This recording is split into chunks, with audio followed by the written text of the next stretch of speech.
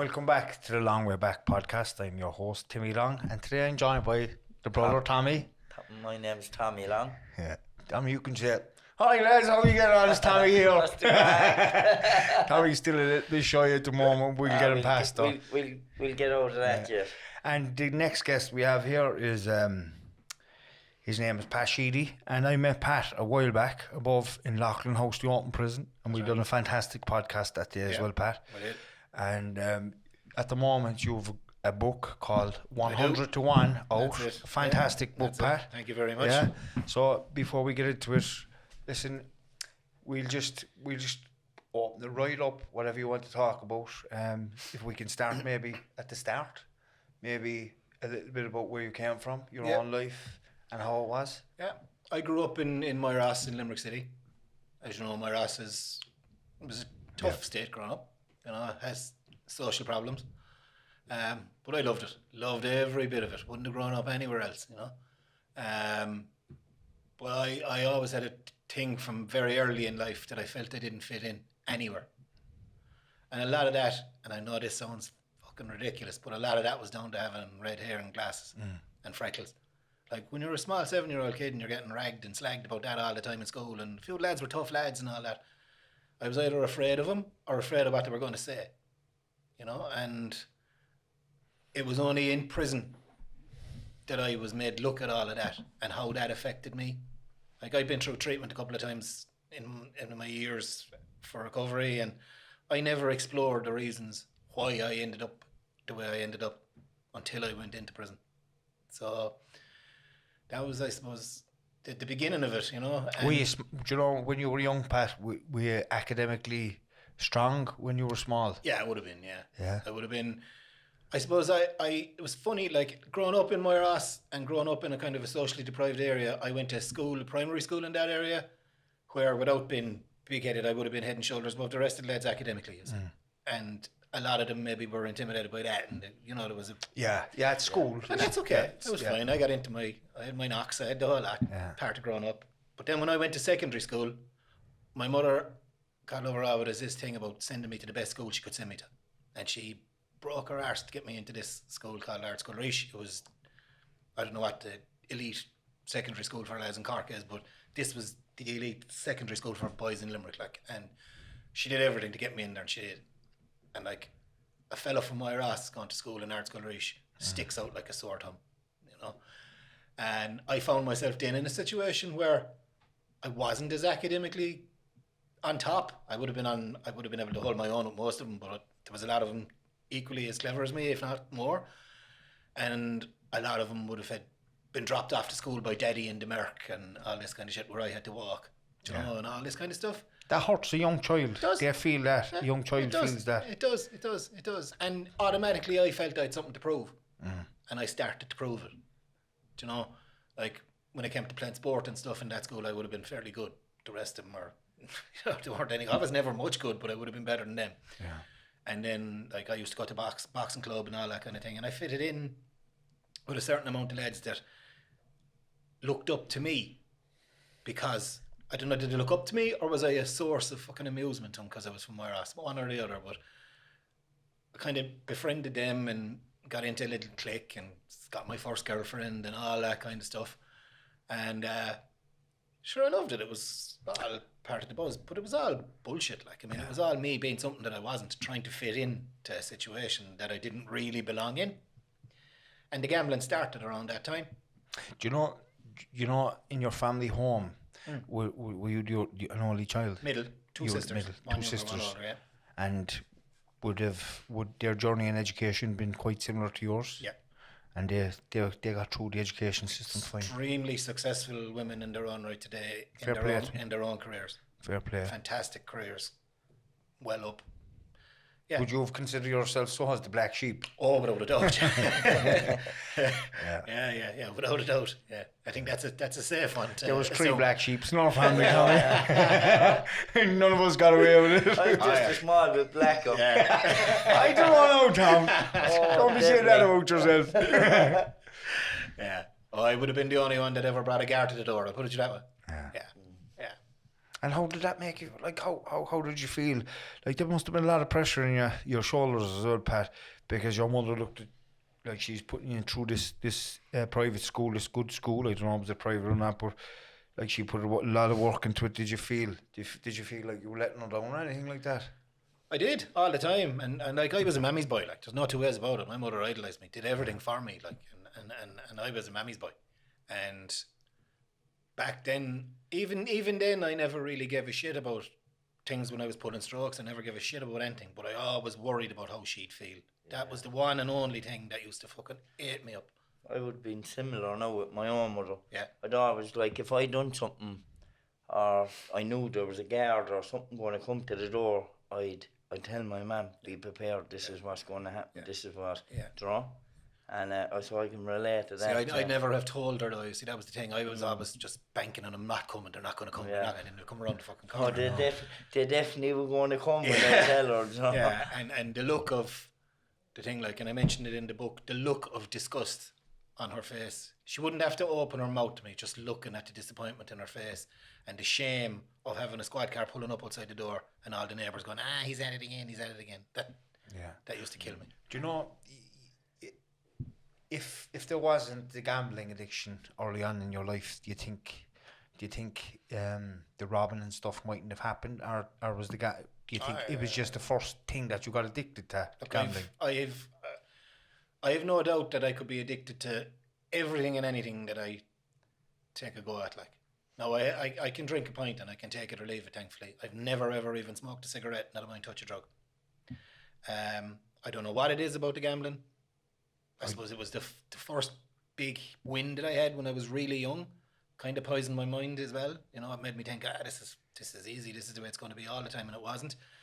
And in my mind, I'm quite resourceful, shall we say. I'm well able to think up an old stroke, and most of the strokes I pulled over all the years, they're all small, kind of little petty, harmless things, but they build up and up and up and up and up, and they got more serious as I went along.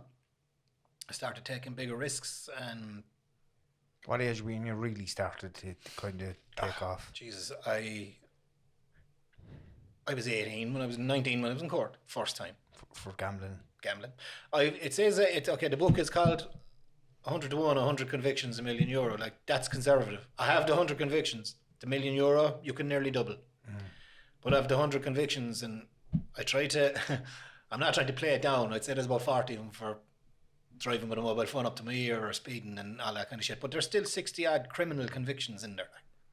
You know? And they're all related to getting money for gambling addiction. Every single criminal conviction I have is related to gambling addiction. And you know, Tommy, we often spoke about that too. You know, I often talk about my own stuff in relation to being arrested by the guards for drunken disorderly or criminal damage or assaults and stuff.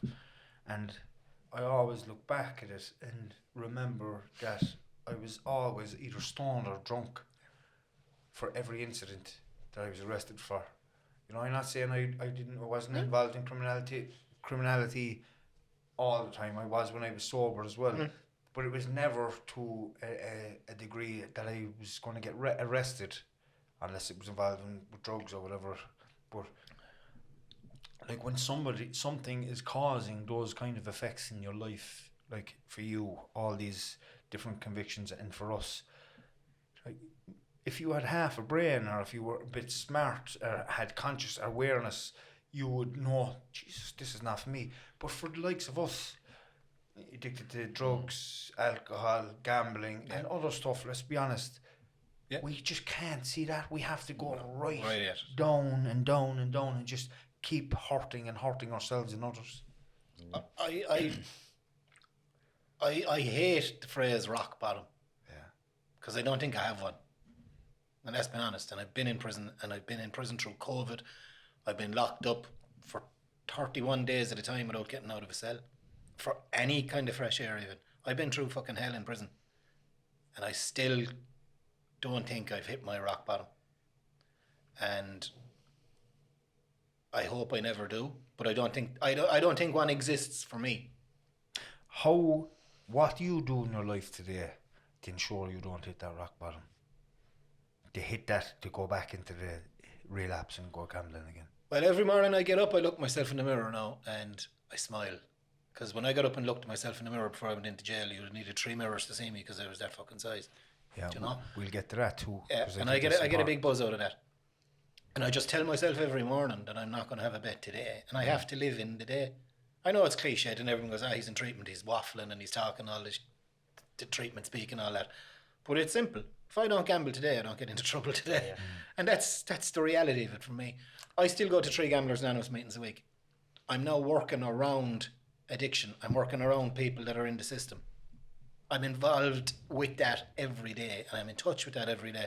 And that keeps me kind of clued in. Yeah.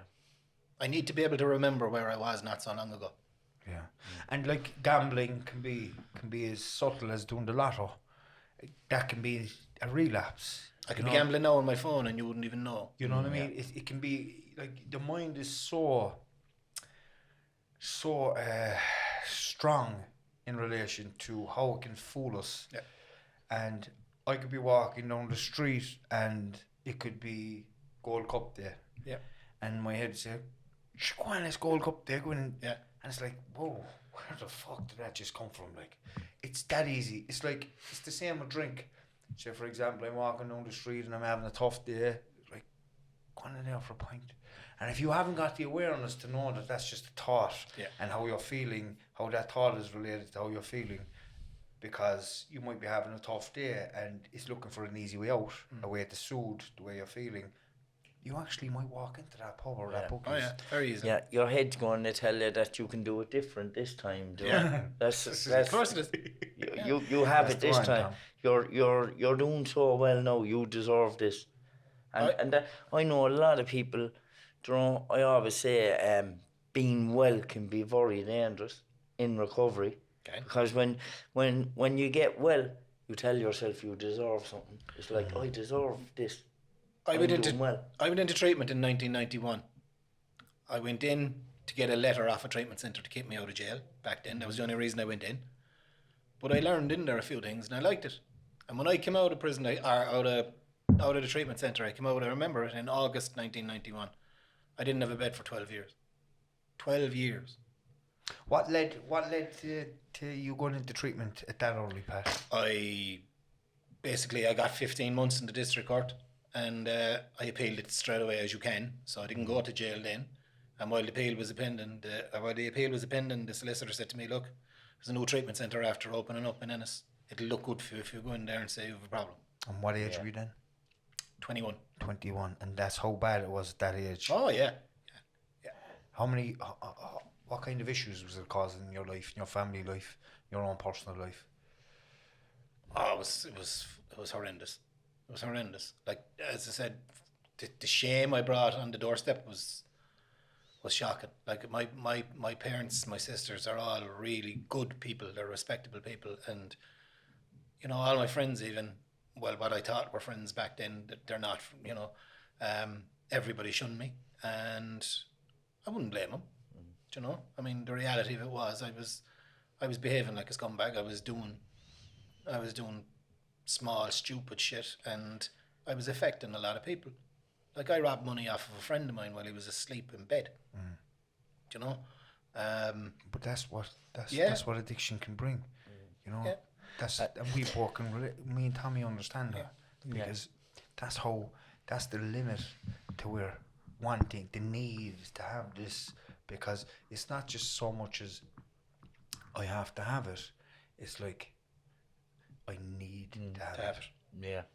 Because if I don't have it, I'm left with something that I can't understand, which is the emotion stuff in the body and the head. Yeah. You know, and that's why we got caught up in so much criminality and so much shit as well growing up. You relate to that? Yeah, definitely. Yeah. So do you know the treatment centre, Pat? Yeah. What did you learn in that treatment centre to help you to stay away from a gamble for 12 years? Back then, I suppose I had a huge amount of respect for the counsellors that I had and a nun that ran the treatment centre. And I had great heart. I used to have great heart-to-hearts with her, you know. And she basically saw a lot in me. Like she invested a lot in me, and she, I suppose, boosted my ego. She made me feel good about myself.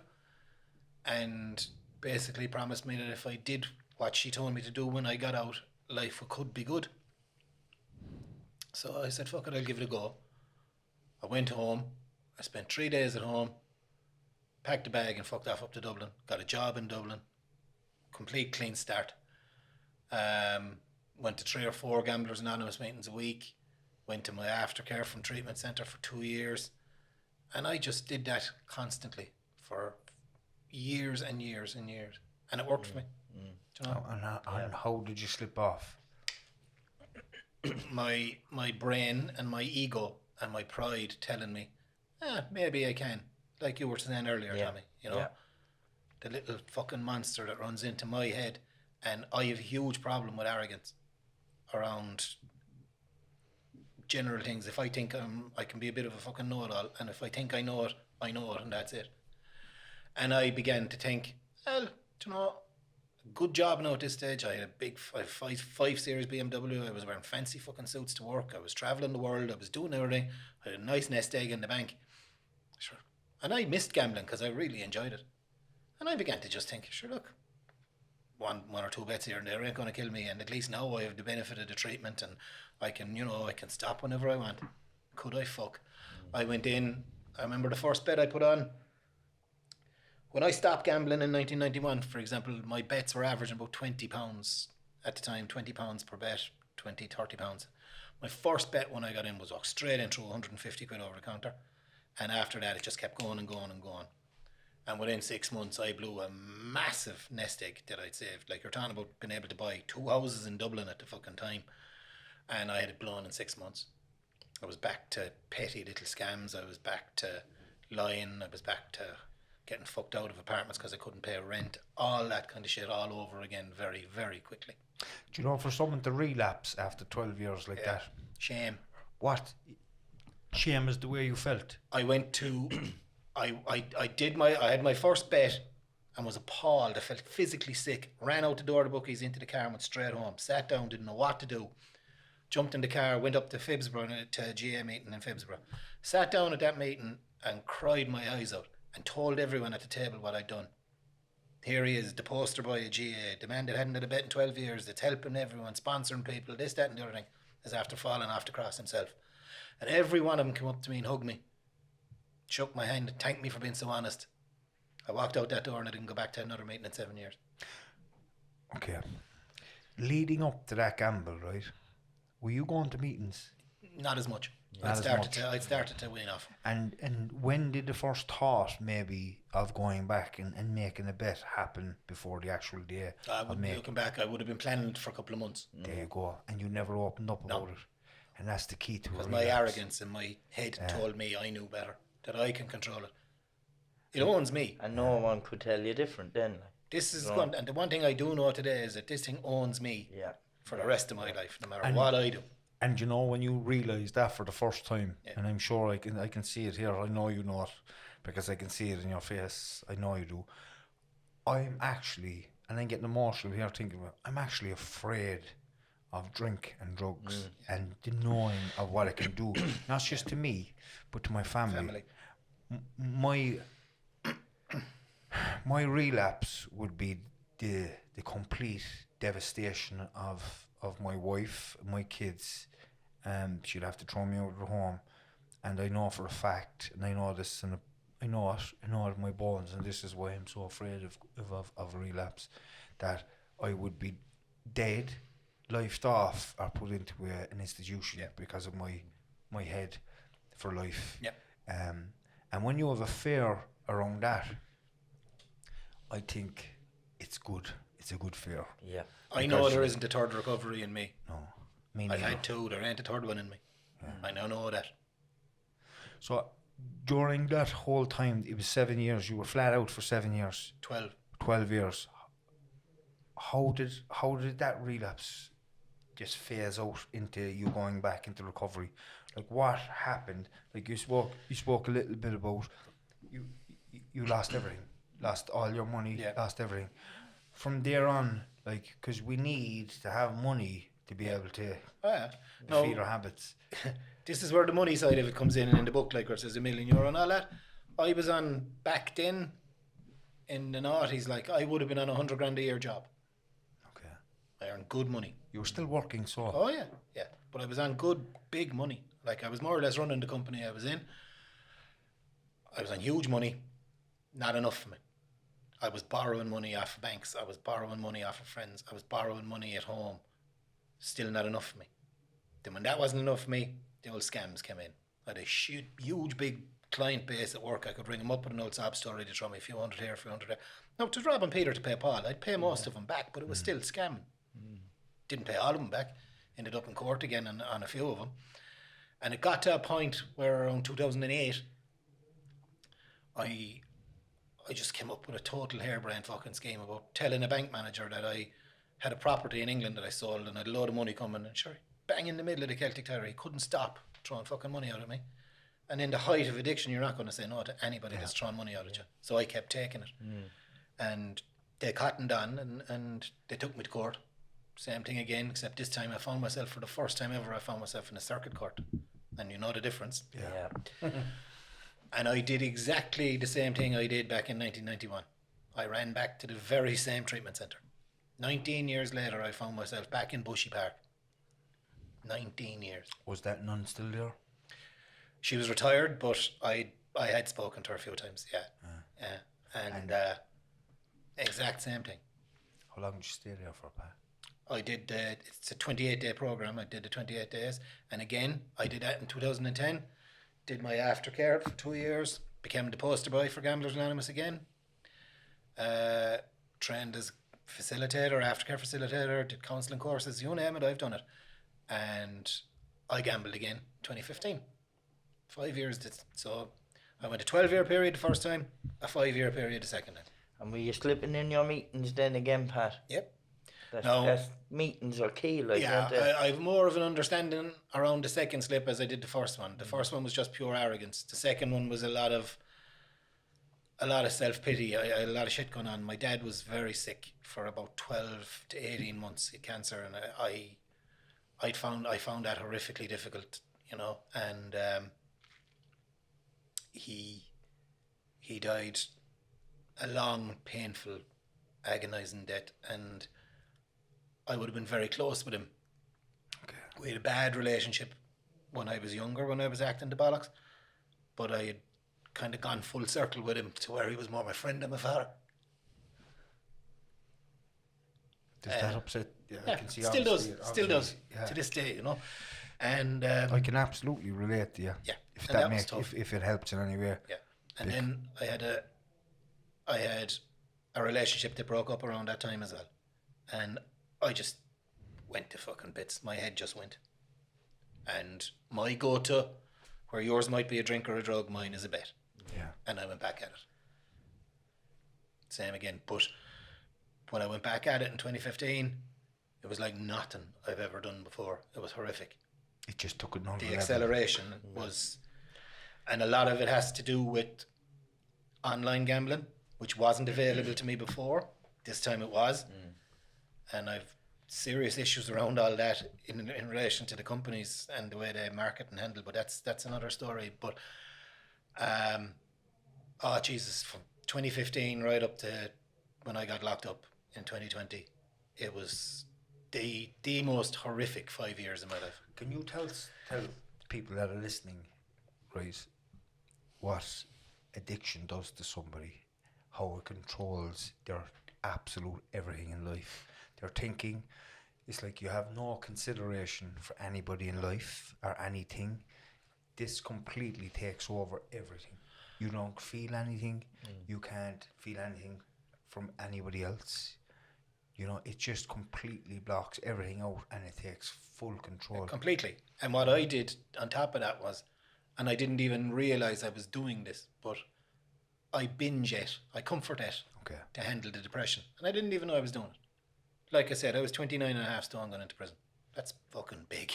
Yeah. You know, I literally couldn't walk. That's why I got transferred from Limerick prison to Portlaoise, because there was no stairs in Portlaoise. They were afraid I'd fall down the stairs and die. It's that simple. Like. But getting back to what you're saying about it taking everything from you, I remember in the run up to me going into prison, I'd stopped going out. I'd stopped socialising with my friends. I was just completely locked away from the world. Didn't want to know. And all I wanted to do was bet. I'd find myself in bed at 4 o'clock in the morning with a laptop, 2 smartphones, and an iPad, all on the go, gambling on shit I know nothing about. Table tennis in Vietnam, or fucking basketball in India, or anything at all, just to be betting. And getting no enjoyment out of it, even wins, because like I had big wins. Everyone does when you're like that, you'll have big wins. And a big win for me meant nothing. A big loss for me meant nothing. Life basically back then meant nothing. And I was numb, and people then will turn around and tell me, Asher, gambling isn't an addiction. You don't get a hit off it. Walk in my shoes for a fucking day and you'll know all about it. I completely understand them. Compulsive gambler myself. Yeah. Like in gambling, you can't, like in addiction with drink and drugs, you can see it.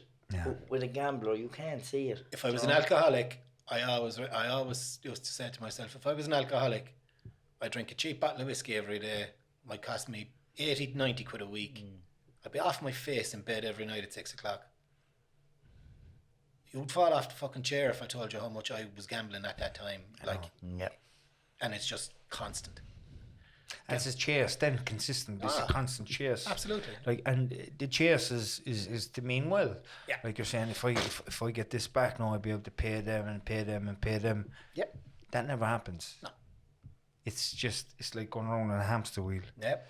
And the fear and the shame and the guilt just gets worse and worse and worse. And in order for you to block that out, you just keep gambling more and more and more, because what it actually does is it completely distracts you from how you're feeling emotionally and what's going on in your head. Yeah. And the thinking side of it then is you're constantly thinking about how you're going to get more money, to gamble, you're never thinking about what you're after doing to somebody, or how much you're going to after upsetting them. And I remember towards the end of my own gambling, I stopped gambling on the same day as I stopped drinking and drugging and all that. Everything was all on the same day, and that day I was after losing. It was St. Stephen's Day 2012 or 11, and that day I was drinking, drugging, taking tablets, and I was gambling, and I was getting loans off everybody that was in the pub, and I went off and done a robbery to get more money, just to keep that stuff going, even though this was stuff that I didn't want to be doing. It was like this stuff had such a hold over me. I mean, like there was no, once the thought went into my head, there was no getting away from it. The Completely thought of getting money. Yeah. You can relate to it because it's like, if you're thinking of a gamble, you're not going to not have a gamble. Yeah. You're going to gamble. It was the same for me. If I was thinking about getting a bag of coke or getting a load of drink or whatever, I'm not getting away from that, because the thought is there. There's no logical side of me or conscious side of me going to talk me down off that, because I know I'm addicted to the feeling of doing of gambling and taking drugs. Do you know what I mean? So at the end of it, when did you actually stop, Pat? When did you actually stop? What was your last? The day gamble? before. The day before I went into prison. What day? 13th of October 2020. 13th of October 2020. Was the last day I had a bet. Yeah. And like, if you'd like to talk about what was the whole scenario around even going to prison? Was it just own banks money and stuff? No, I was fucking pulling strokes left, right, and centre. I had the misfortune of meeting a man in London, and I had tickets for a rugby match that I was going to that day, and I decided not to go. I was going to go out with a few friends of mine instead. And I met a fella in the train, nice fella, chatting away, and I gave him the tickets. They were corporate tickets. I gave him those. Bob's your uncle. He was thrilled, over the moon.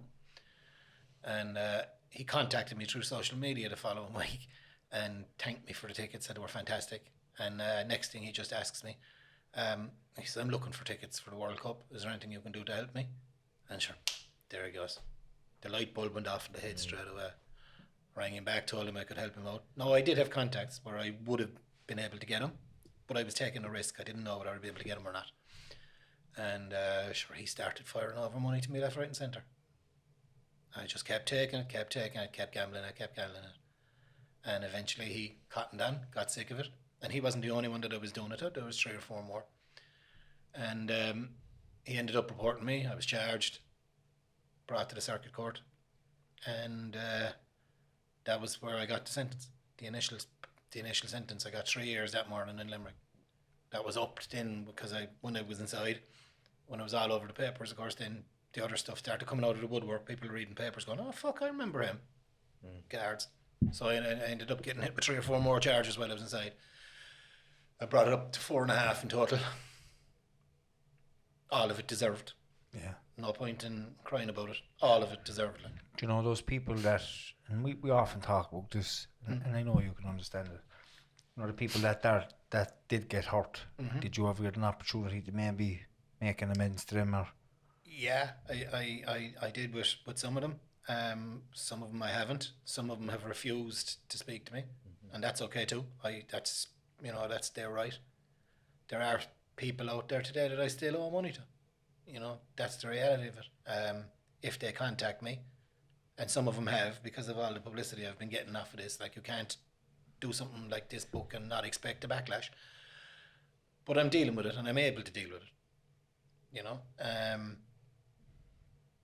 I did all this shit for God knows how many years, 30, 40 years, without having a conscience, like I said to you, because I was justifying it in my head that no one was getting hurt physically. Mostly it's companies or banks I'm taking money from. There's no one getting hurt, blah, that's okay. No, there was people getting hurt. Do you know, there was. And it was only, like I said, when I went into prison, when I spoke to a counsellor in Portlaoise, Nolene, and she sat down and she made me look at the consequences of my actions and the effect that they have on other people. And it was only then, and it was only when I started writing that book and reading it back to myself that I felt the guilt and that I felt the shame of what I did. Yeah. And not only what I did to them, what I did to me. Yeah. You know? And I could see what it done to you because it broke. It didn't give you an opportunity to make an amends to your father before he died. That's... And I can see the pain. I could see the pain in your face. I could genuinely see it, and I could relate to it as well because I had a similar situation with my mother. You know, my mother took her own life when me and Tommy were in the Midlands. Our 3 sons were in jail. You know, and I wasn't really talking to her at the time. I've said this many times before, and it completely destroyed me emotionally. I was full of guilt. I was full of regret, and it was probably one of the toughest times. It was the toughest time in my life. You know, I was also in early recovery and I was going through a lot of shit. And I can relate to you know, when you're in recovery and you have time to think and feel, whereas you didn't before because you were always running away from it. Yeah. Everything floods back, Pat. Everything comes back and you have no other choice but to feel it. Yeah. How were you during this period? No, you're in prison, you're not gambling anymore and all this stuff is coming back. How did you deal with it? I threw myself into education in prison. Like when I went in, like I said to you, I was so big, I got transferred out of Limerick. I went to Portlaoise. The work and training chiefs couldn't give me a job because I was just too much of a risk. I could barely walk, literally could barely walk. So I had no other option but to go to the school. And again, I went to the school thinking, what the fuck am I going to school here for? It's all basic, and I know I've a college education already, and what am I going to learn here and all this? And I went in, and I remember when I was in treatment in 2010, I had an addiction counsellor called Patricia Hogan, and when I was leaving the treatment centre in 2010, she turned around to me and she said, I'm going to be reading about you someday. She said, there's a great book in you. And that was something that stayed in my head for the 10 years. And I went into the school in Portlaoise and I met the head teacher and I got talking to a creative writing teacher, Shauna Gilligan. And I told her this laughing and joking and she said to me, you know what we'll do now? She says, you're not going anywhere for a while, we'll give this a go. And I did. Yeah.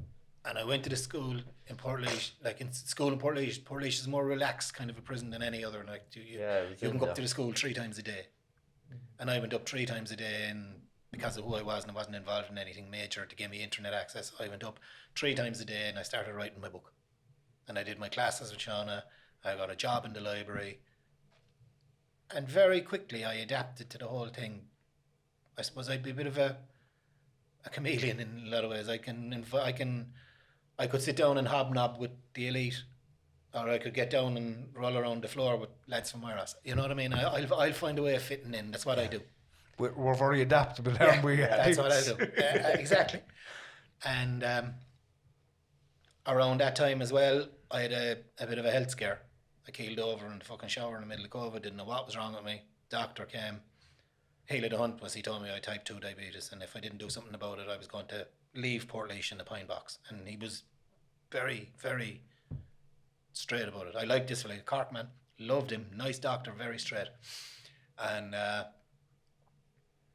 he frightened the shit out of me. And how I felt physically, I wasn't right either. So I just said, look, I'm doing one thing here, I'm going to do everything. So I started with the old weight loss thing and went back to set foot in a gym for the first time in 30 years. All that kind of stuff. And I loved it. Like I had a lot of bad days in prison. I had tough times in prison. That's what prison is there for. But like my prison experience was 90% positive because I chose to make it that way. You know? And I'll be grateful forever for getting locked up. And I know that sounds really fucked up, but no, it doesn't. It was not to me anyway. It was you the same to me, wasn't it? It was the single turning point and light bulb moment for me.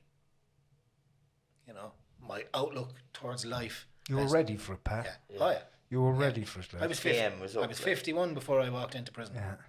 You were absolutely ready for that to happen in your life, and I can completely relate to everything that you were saying about the positive side of prison, because I was able to get the help that I required for my own mental health and to help me to understand the way I worked. I was able to get an education for the first time in my life. I was able to get AA and NA meetings. I was able to get away from all the behaviours that I'd been involved in on the outside. And that was a big deal too. You know, I was away from the people. I had a different environment. No, don't get me wrong. You can get all of the above as well in prison if you want. But I was done. I was really done with it. I remember Timmy saying to me one day in the Midlands prison, he was saying, Thomas, I haven't enough hours in the day. I'm looking at him saying, is this fella having a fucking laugh or what? I'm demented. Tommy was putting his arse on the floor. I was in the depths of addiction, and you mentioned education. Timmy was the same. Timmy done a lot of, he was in school 3 times a day, wasn't you? Meditating and this and that. And as Timmy said, I was dragging my arse along the floor in addiction. But you probably weren't. In one way, you just probably weren't ready. In the way I was ready. You know yourself, Pat, when you're ready. When you're ready, you're ready. And you were just coping in the best way you were. Yeah. Like, you know, it was difficult, no, because I was on the same landing as him and another brother as well, and like I was trying to mind myself and get well, and I could see the destructive paths that he was on. John Paul was really trying at the time, but I didn't see him kind of falling off the wagon until I was gone. Yeah. So it was for me to watch the two of you, you know, it was difficult for me because, like, there's a saying in AA, and I think it's one of the most powerful things to come out of AA, and if you can understand it, and you can relate to this, Pat, as well, like, it's people, places and things. You know, if I start going around my 2 brothers and start looking at how things are going for them, or if I start going around the same places, cells and stuff, and drugs and whatever else, I'm gone. Yeah. And what that means then is I'm destroyed again, back to square one on my own. Nicole wouldn't have stayed with me for a fact, and I probably would have had no communication with my kids. And you know what? Rightly so, because when I'm like that, I just cause complete devastation to everybody around me. Yeah. You know what I mean? Do you know when you were in prison, were you able to get your family back into your life? They were never really gone. Yeah. You know? I have 2 very different relationships with my 2 sisters. You know, one of them loves the bones of me, always stuck by me, always had my back. The other one tried to, but I just don't think she was able. The whole shame element of what I did was huge for her, you know, and still is.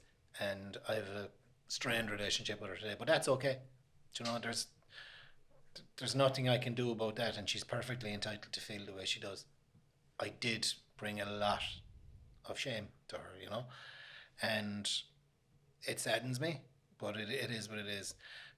The big thing for me, I suppose, was leaving my mother to fend for herself, and she was beginning to get unwell when I went in, and now, God love her, she's full-blown Alzheimer's now. Like, she can't remember anything, and she's at home still, but it's tough, you know. Yeah.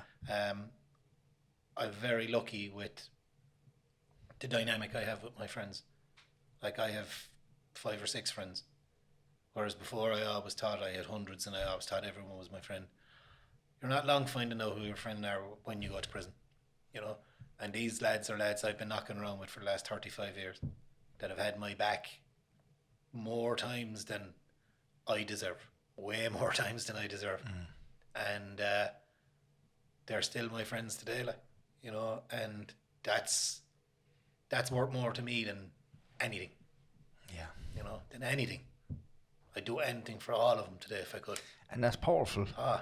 You know, because when you know you have people like that in your life, you will get through life fairly easily, because these are people you can turn to when you're at your worst I'll never times. get old lonely, I'll put it that way, because if they're still my friends after the shit I put them through for the last 35 years, they're never going away. Yeah. You know. And what does that tell you about you, like, Pat? Yeah, and it tells me a lot, because self-esteem was a big thing with me. Like, I hated myself for so many years, could never say anything good about myself. And I've said this in other interviews, and I say it at GA meetings. I did a lot of bad things, but I'm not a bad person. I know that today. I know that. And can I give you my explanation of that? It's like, when you're out there doing bad things to people, when we're caught up in addiction, and there's no justification for it, let's clarify that, okay?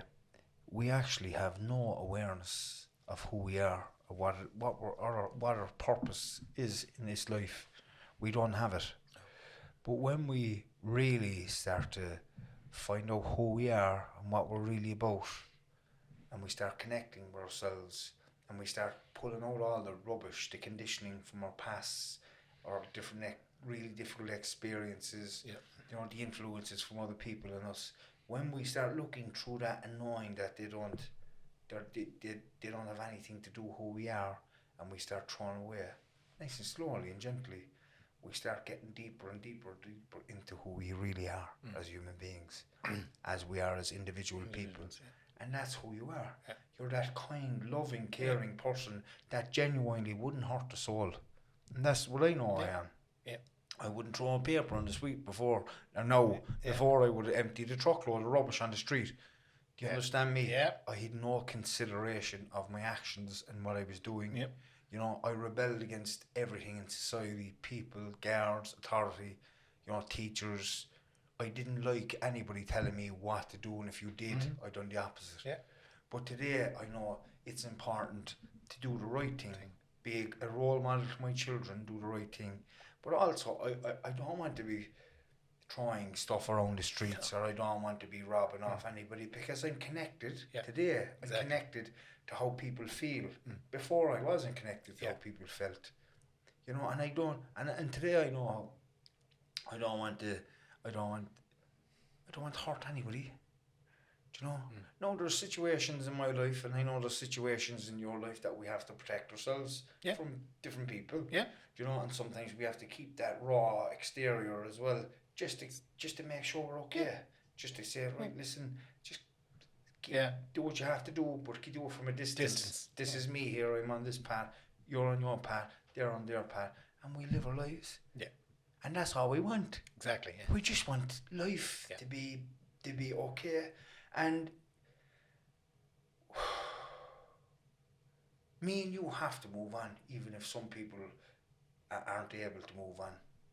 You know, that's where I got huge help from Damien when I came out. You know, with regard to the whole moving on thing and learning to learning to manage. Like I know I was only away for 3 years. You know, in the greater scheme of things, that's not a long time. People have been away for a lot longer. But it was still 3 years, you know, and I had to adapt when I got out, and I had to fit in again, and I had to maybe manage how, like you said, what people are going to say or think. I didn't know what way to handle.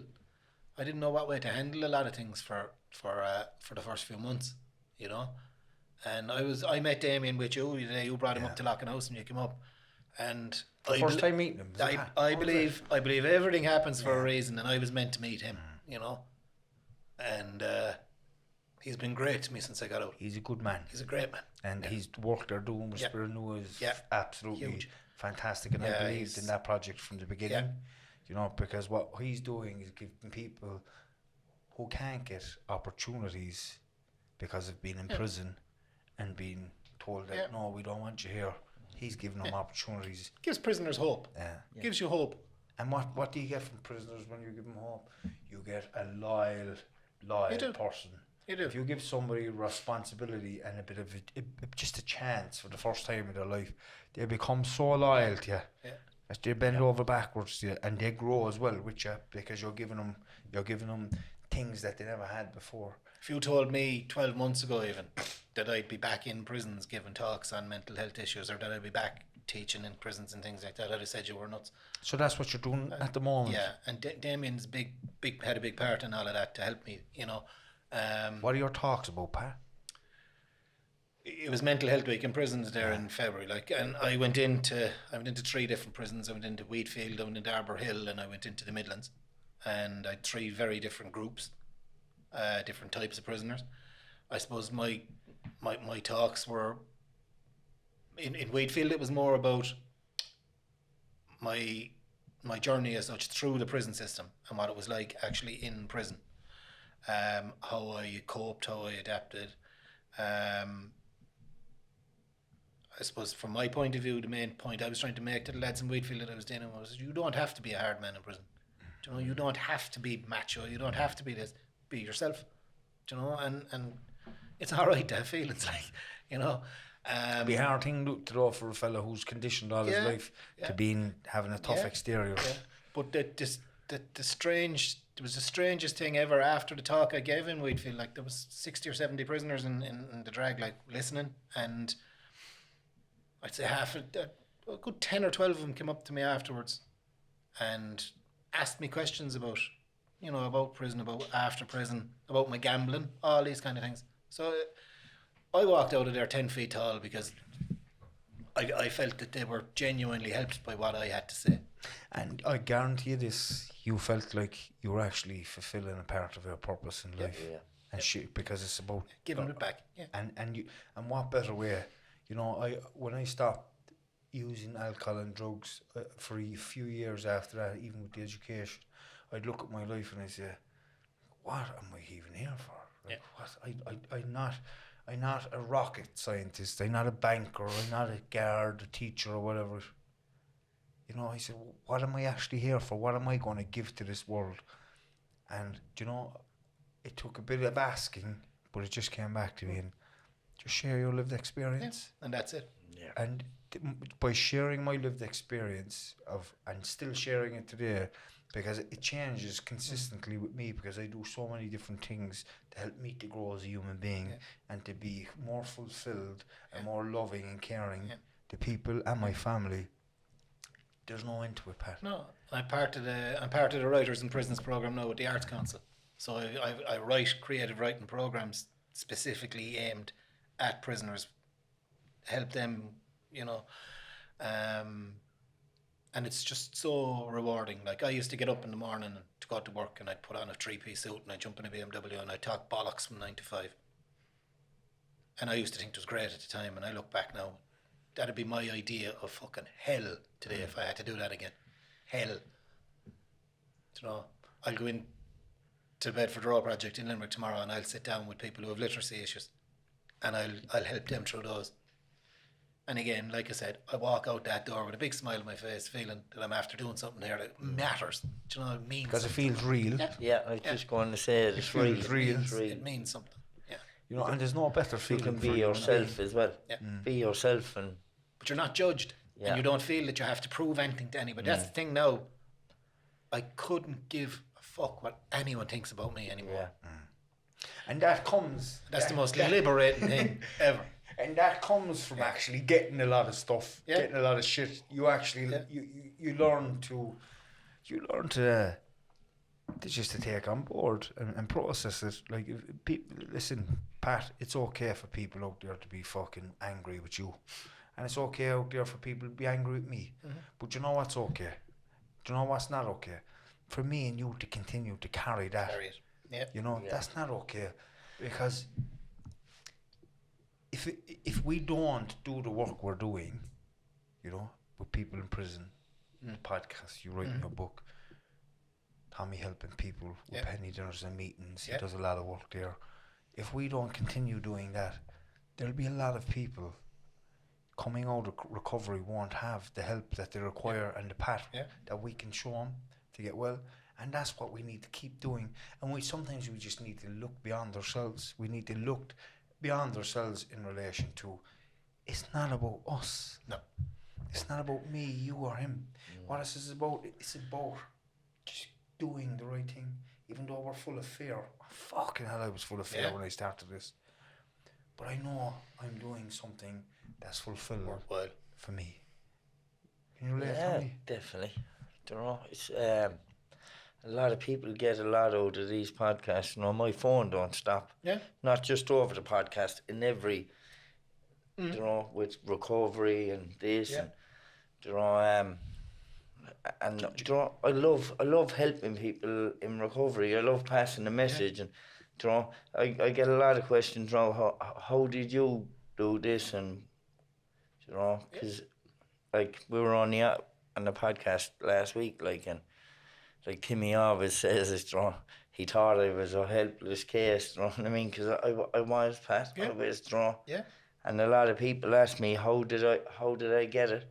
You know, you said rock bottom, but I talk about a rock bottom, and you know, I was there a few weeks ago, not even last week, and I brought someone to the place where I was in my rock bottom, you know, and I sat there for 5 minutes looking at it, you know, and what came up for me, and you know, it's like, well, that was my rock bottom in there. And I suppose what I meant by rock bottom is, to me, my idea of rock bottom was always ending up in jail.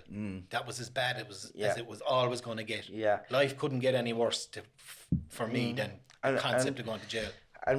And the way I looked at jail then was different, because jail saved me numerous of times. You know, I was on death's door, and I get locked up for whatever I was after doing, whatever crime I done. Get off the drugs, get healthy again. I go in, I recharge the batteries, and Timmy mentioned it there a while ago, this thing had me, addiction had me. Even getting clean, but I don't know, working myself, going into jail, getting 3-4 months, and having nothing in the 3 or 4 months, that day coming out and straight back into it, because I had no awareness, I had none whatsoever. I had no one to say, even in recovery at the time, no one to say, look, this is what you should be doing, or there was no support there getting out from prison at the time. Maybe today is different now, but back then there wasn't, you know what I mean? And I was straight back into the in fairness to the prison service, they're making big efforts, and there's big changes. As Timmy said, well ago, it was 10 years since I was in jail, you know. Thanks be to God, Tom. I know. I know. And you were on about something there a while ago about up in the Midlands and Timmy going to school and all that, a little bit of a story, you know. And I was in the depths of addiction, Pat, and so there was Timmy, every night at 7 o'clock, Timmy turned around and shout my name, Tommy, and some nights I'd be so bad I couldn't even come out of a cell, do you know what I mean? And he'll go in and bang out the door now in a few minutes, so he'd go in anyway. 7:30, I come down the stairs, and all I do is, alright, good night, gone, up to the cell, and the next morning then he see me, you were out of it last night, I'm telling you, I know, you think I'm a fool, but you know, That was out of worry, like. Yeah. That was just concern. Of course. Other nights then I come out and I be all well and I be this and I be out of my head, like, but you know, it was the way I coped, you know, and my time just, it was like, oh, it's time to get out, you know what I mean? The 3 years that I was in there just went blur. But to me then, by the education and meditating, you know. So there's 2 different sides to prison. He actually thought I was after fucking going mad. But because what we were used to, right? If someone actually gave up the drugs or started meditating, saying, this fella's what the fuck is wrong with him? This fella's and I don't know how many people said it to me through the years. Your brother's a born again Christian, is he? He's actually not. I walked into Portlaoise the first night I was in Portlaoise. I was in prison in the middle of quarantine, so I did 14 days quarantine in Limerick. Got out for 3 days, got moved up to Portlaoise. Had to do another 14 days quarantine. Came out of the quarantine and was brought onto the landing. And it was about 6:45 when they got me over from Abbey. And the first person I met in Portlaoise was a small little elderly man walking up to me. It was a small little patter. Next thing he starts handing me these little religious. And I just looked at him and I went, fuck off. And I walked straight into my cell because the last thing I need now is a fucking Jesus freak. So I went into the cell and I sat down, undid my kit. Prison officer came down about 7:30. You all right? And the hatch says, yeah, I'm grand. He says, you're a gas man. I said, what do you mean I'm a gas man? He says, do you know, you just told to fuck off. And I'm going, who? That man that was trying to hand you a pamphlet, like. I said, do you know who he is? And I said, no. That's his Desi O'Hare, he says, the border fox. Yeah. And I just went, oh my Jesus. And I know Desi won't mind me saying this. And I just went, oh my God. And I didn't sleep that night. And I woke up the next morning expecting him to be outside my fucking cell door with a machete or whatever. And about 9:30, and I see him walking down, and I went scurrying up to him, and I went, sorry about that, you know. You're grand. He understands, like, he's... And Desi got me through. Yeah. Desi got me through the first, when I needed someone to get me through prison at the start, Desi got me through it. That man has the most incredible, you're talking about mindfulness and mental strength and peace of mind and the ability to just switch off and meditate and do whatever. And he gets that from his religion and his faith. And I thought that this is just someone being a fucking agent in prison. No. I don't care what anyone says about that man. I love the bones of him. Yeah. He got me through the first really hard part of my sentence. And of course, being his buddy kind of helped the old street cred in prison as well. No one's going to fuck with me when he's my mate. Like, so, but it was, you know, and I was envious of him. Like, I was sitting there like, how can somebody be that calm and that happy and that mentally tuned in? Like, he came in and he told me his life story and he told me all these things, and I'm in total awe of the man. Like, do you know what it is, Pat? When you come to a place in your life that you just don't have that kind of fighting anymore, and I mean that egotistical fight. Yeah. And you just allow things as they are. You allow the mind fuck you out of it. Exactly. Call you this, call you that, call you the other, tell you you're no good, you're worthless, and you allow the emotional stuff that you really genuinely don't have a clue what it is. Your Cork boys know as well, and I have to mention another lad. God rest him, he died just before Christmas, but. I don't know, did you ever come across a lad called Paul O'Rourke? Paul O'Rourke, I can't say. He was in Churchill. He was doing a sentence. He would have had a lot of drug issues. He would have been, and he turned his life around in prison. And he was in prison for the last 6 months, I'd say. His final 6 months coincided with my first 6 months, so we kind of overlapped a lot in the school or whatever. And I wrote the dedication on the inside of my book is to Paul. Can we hear it? To the late Paul O'Rourke, who always inspired me and improved the lives of countless others. To everyone and anyone who is affected by gambling addiction, every new beginning comes from some other beginning's end. that lad provided me with so much inspiration. I can't describe it. He had a horrific upbringing, a horrific life because of drug addiction. And he walked out that door back home here to Cork. He got into a program in UCC where he was working with the criminology department down there on things. He was creative writing. He was doing everything. And God love him, he died suddenly before Christmas. Natural causes. And, you know. That hurt you, Pat. Yeah. Isn't it great? Do you know that, like, and do you know what's happening for you at the moment? It's like I can see a massive change in a man. You know, and that's a beautiful thing. Like, and to show your vulnerability by crying on the camera in front of the three other men, that's one of the most powerful experiences for another man to see. You know, I get emotional like that, and I am emotional now. Because I'm watching, I can feel what's going on for you. I can feel exactly how you're feeling. And not just that, I can also understand how much that man helped you. Because we're not used to people giving us that much time and love and care and attention. No. As men. No, not at all. And when somebody does it, we can appreciate so much that it actually upsets us. Yeah. You know, and by living in his memory, Pat, you can be the next. You can be somebody else's Paul O'Rourke. Yep. You know, Tommy can, I can. Yeah. And I'm sure you are already, Pat, by what you're after doing with your book. And there's no doubt in my mind with that. And I'm not fucking just saying this for no reason, but things do happen for a reason. Yep. Definitely, And there's a lot of people who are going to get a lot from listening to this and listening to what you and listen. I'm sure you're probably bombarded with emails and messages from people that just want a bit of help, who are stuck in the same spot as you are, or me, or Tommy were in our lives. You know, and we are blessed. And you know what? If we can do anything that's good in life, justice is just continuing doing what we're doing. Yeah. Like, and it's a continuous journey. You're continuously doing the right thing, and you always have to do the right thing, Pat. Yep. To stay on your path. You do. You always have to believe in what you're doing is right. And if you don't, that's when we start slipping away from the stuff that's real in life. You know, the book, right?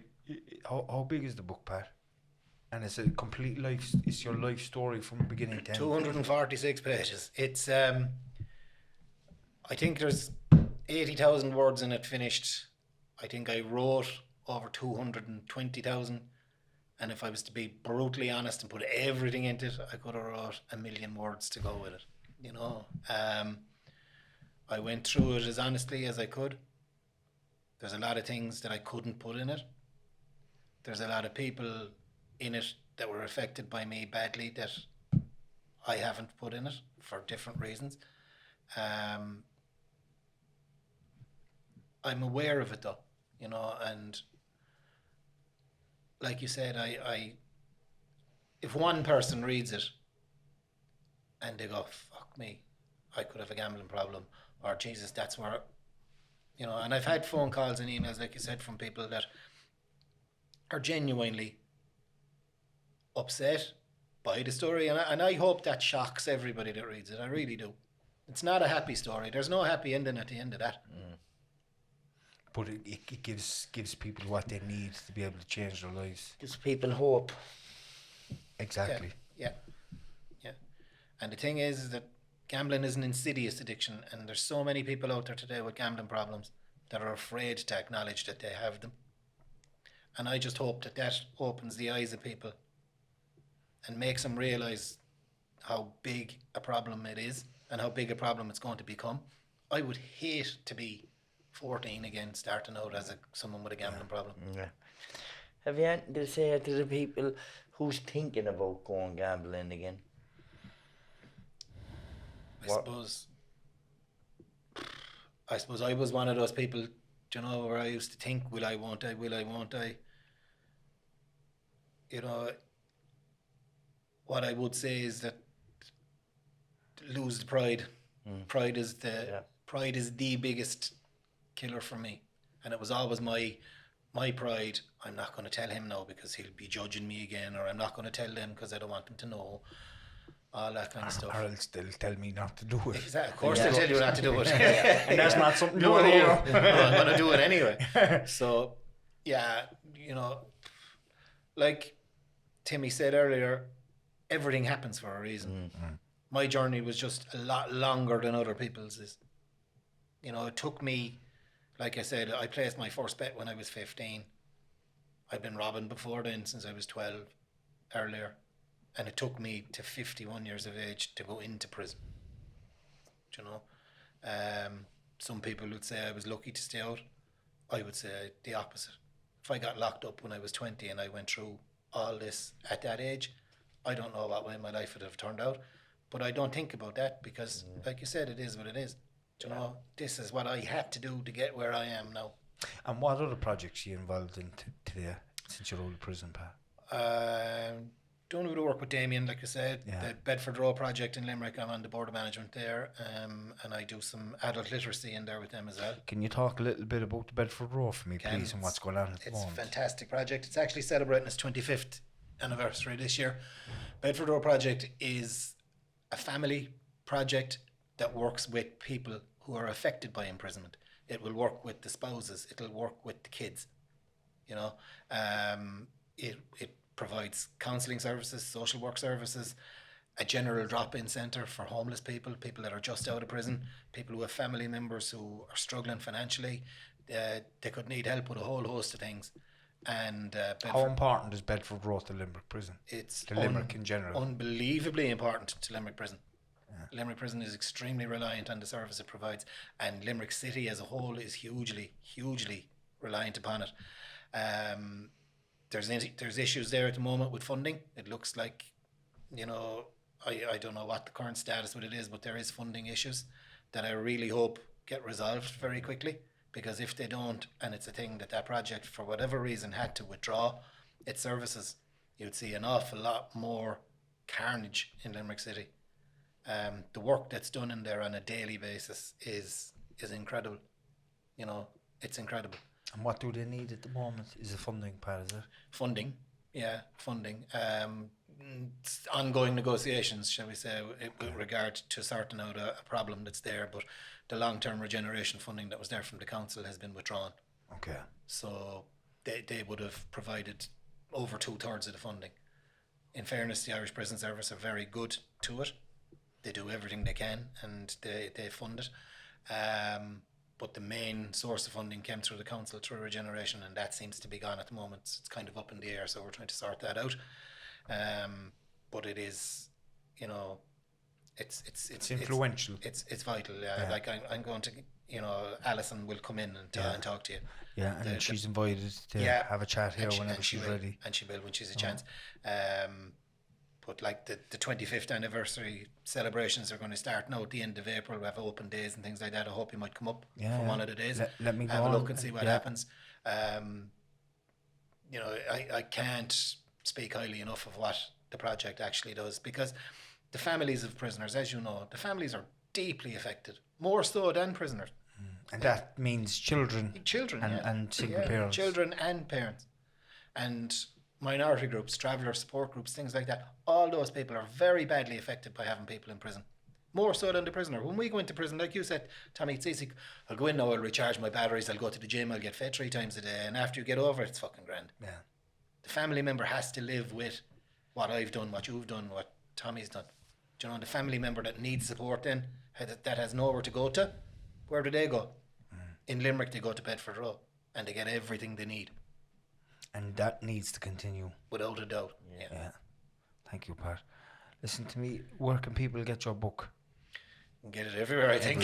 I actually, a little story, we were in town a while ago, and I was collecting Pat.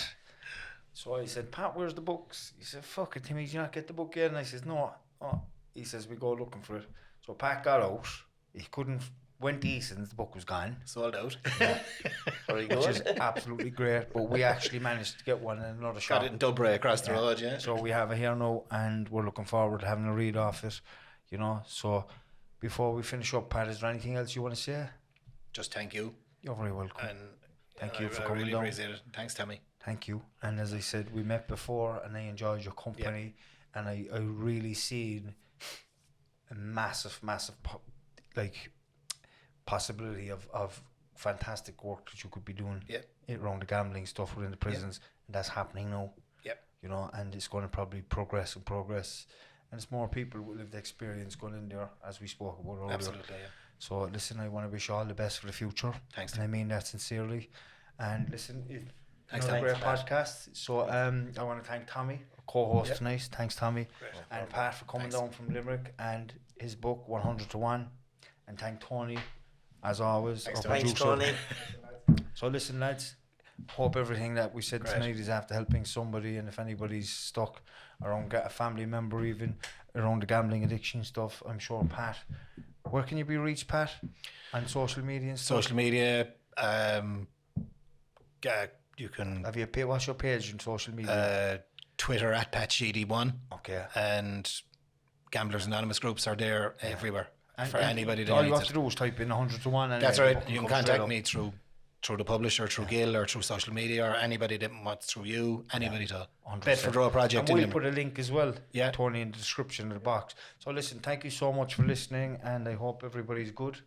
And for another one, the Long Way Back podcast, I'm Timmy Long. God bless.